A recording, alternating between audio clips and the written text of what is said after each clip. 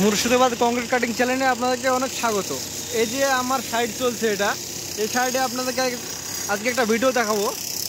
এই যে বিমের মাথাটা দেখছেন, অনেক ভাইরা কি করে, এই যে কলমের মাথাটা ব্রেকার মেশিনে ভাঙতে না পারার কারণে দুই সাইড থেকে রড কেটে দেয় তাদের সুবিধার ক্ষেত্রে, ঠিক আছে। কিন্তু আমি এখানে এটা করিনি, কারণ এই যে বিমের রডটা দেখছেন, এই বিমের রডটা আমরা ছাট ফেলবো না। এই বিমের রডটা আমরা গোটায় রাখবো।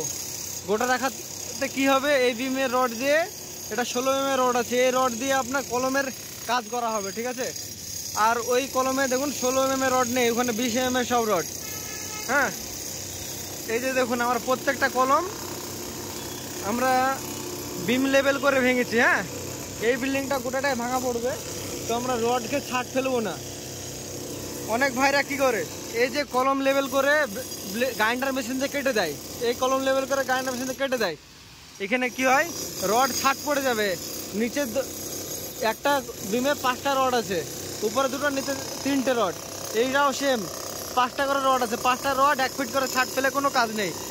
এই রডটা আমরা গোটা রাখবো। তো দেখুন এই যে খাটালের রডটা, এটা আমরা একটা করে খাটাল পুরো কেটে দিয়েছি, কারণ একটার বেশি খাটাল কাটা অসুবিধা।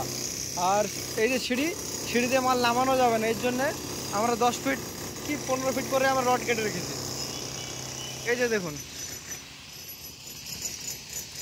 তো ভিডিওটি ভালো লাগলে অবশ্যই লাইক কমেন্ট শেয়ার করবেন।